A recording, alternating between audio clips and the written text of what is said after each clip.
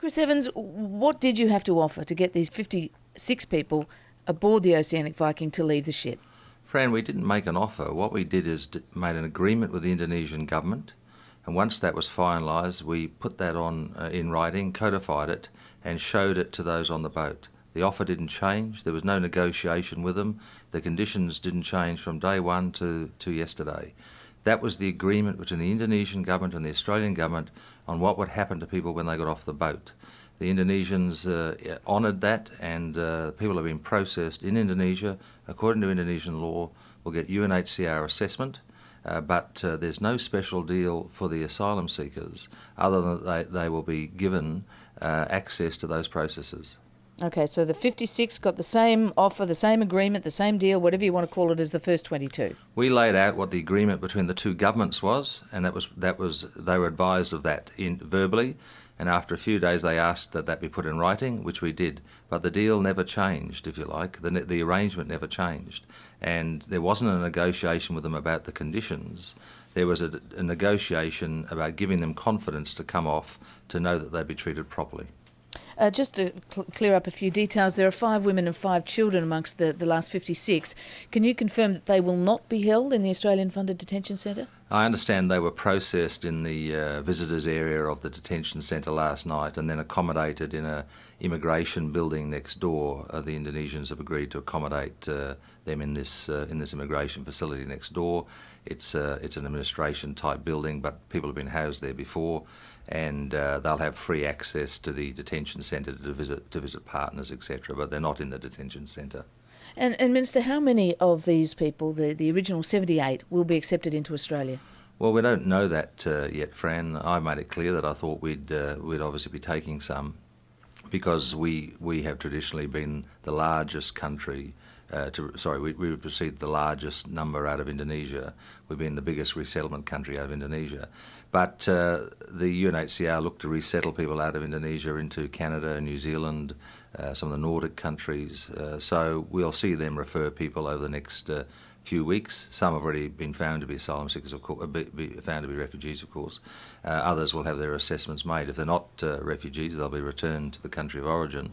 But we'd expect to take some, but the exact numbers we won't know for a while.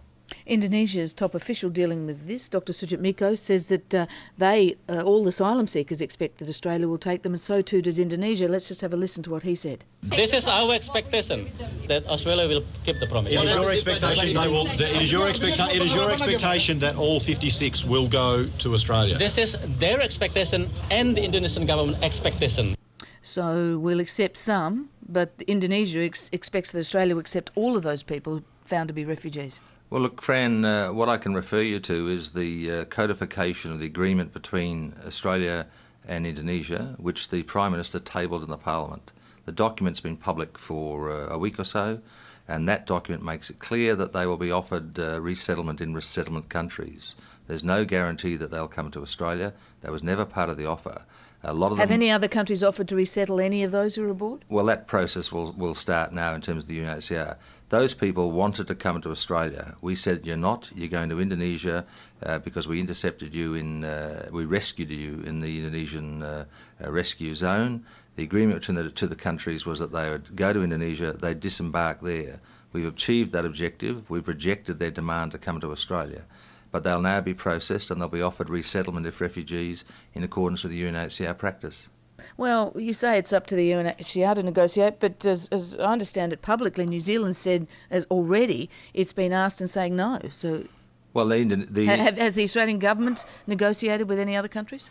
No, we will obviously be talking to people, as will the UNHCR, about resettlement, because we've been engaged with the Indonesians in terms of the agreement. New Zealand Prime Minister made some comments, I know, but they have traditionally been a resettlement country for people found to be refugees in Indonesia. What we've been saying is, as part of the Bali process, there's got to be burden sharing around the region. It's interesting, of course, that a couple of the boats we've intercepted recently were on their way to New Zealand, and we've intercepted them and taken them to Christmas Island. So I think New Zealand understands it's got to be part of the burden sharing. Well, I think New Zealand's already said no, though. If we're left with the burden, if no one else wants to share it, will Australia take these people? Well, clearly we've made some commitments to the Indonesian government about the arrangements, but the UNHCR will process these people and then they'll refer them. And I've made clear that I thought we'd be getting a number of them. As to how many and where they're referred, that'll pan out over the next few weeks. When you say you've made an agreement with the Indonesian government about how this will go, what is that? That we will be the fallback if no one else takes them? No, friend, the details of the agreement are in writing and are public. I don't know, people just need to read it, but it's quite clear that the agreement is that they'll be processed and referred to resettlement countries. And we've made clear from the start that we'd obviously be a part of that. We've traditionally been the largest, we've resettled the largest number out of Indonesia. There's no way we're shirking our responsibilities in this regard. But for instance, it may be that a large number of them have connections elsewhere. We don't know yet. And traditionally, the UNHCR refers people where they have connections. So if they've got a brother, living in Sweden, they may well refer them to Sweden. There was no guarantee they go to Australia, but we have guaranteed the Indonesians the settlement arrangements that are in the document. What's the lesson learnt here for the Australian government if this happens again? Well, look, I think people have focused on the wrong issues in many ways here. The alternatives for the Australian government were to refuse the request to rescue these people at sea. Now, I don't know yet that even the opposition are seriously maintaining that we should have let those people drown. That was the choice we had. We said we've got to go and rescue them, which we did. As part of the requirements under international law, we took them to the nearest country, Indonesia. That was our moral and legal responsibility. Now, as a result of them refusing to get off the boat, we've had this impasse and these difficulties. But the Australian government's acted perfectly appropriately, morally. It's complex, it's difficult. People are frightened and they're desperate and they're hard to deal with in those circumstances. And that's why it's taken time. But I have no qualms about what we've done. We've done the right thing. And we insisted that they not come to Australia, that they disembark in Indonesia, and that's happened.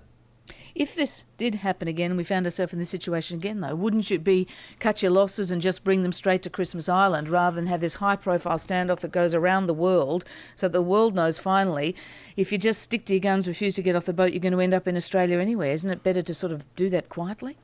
Well, I don't know that that's right, and clearly each situation's got to be judged on its merits. But on this occasion, they were clearly very much in the Indonesian Sea and Rescue Zone.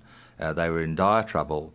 We rescued them, as I think every Australian accepts we should have, and we took them to the nearest country under international law of the sea requirements.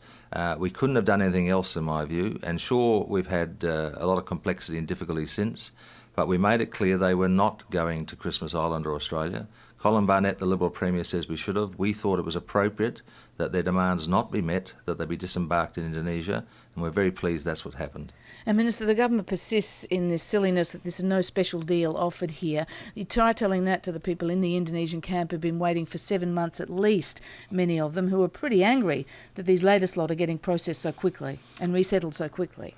Well, they think there's a special deal done. Well, Fran, I guess the answer to that is there are millions of people seeking refuge around the world, and yes, we're not going to take them all. We take those that we take our fair share, but there are millions of people around the world found to be refugees or seeking asylum who don't get processed quickly and might never be resettled. But we had an agreement with the Indonesian government to deal with this particular case, rescue at sea. We've honoured that agreement with the Indonesians. They've honoured their agreement to us. We think it's a good result in that regard, and the key issue for us was whether they were brought to Australia or to Indonesia. They went to Indonesia, they disembarked there, and they'll get access to the international legal requirements under UNHCR processing. And just finally, Minister, those aboard the boat in Merrick say they want the same treatment now as the ones who left the Oceanic Viking. Will that offer be extended to them? No. What we have is a situation where those people were intercepted by Indonesian authorities in Indonesian waters. They've refused to get off their boat. I understand there's been a lot of trouble on the boat in recent days. Some want to get off, some don't. But we're not involved in the management of that situation. Indonesian authorities are in charge. Indonesian authorities have made it clear that they'll have access to agencies once they disembark, not before. And as I say, that's a matter for the Indonesian government. But we have a general burden sharing arrangement in the region. Indonesia and Australia have been providing the leadership in the Bali process, and we'll be assisting Indonesia to deal with the issue